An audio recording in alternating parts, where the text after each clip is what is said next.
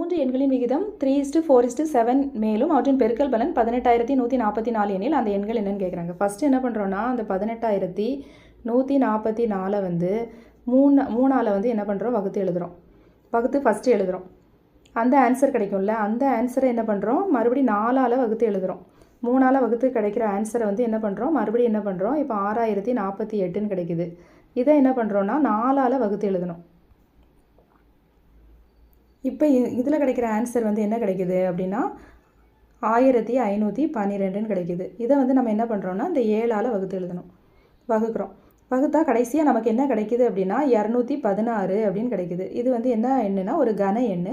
அப்போ அந்த 216 நம்ம எப்படி பிரிப்போம் 6×6×6ன்னு பிரிப்போம். அப்போ நமக்கு ஒரு 6 எடுத்துக்கிறோம் கன எண்ணால்.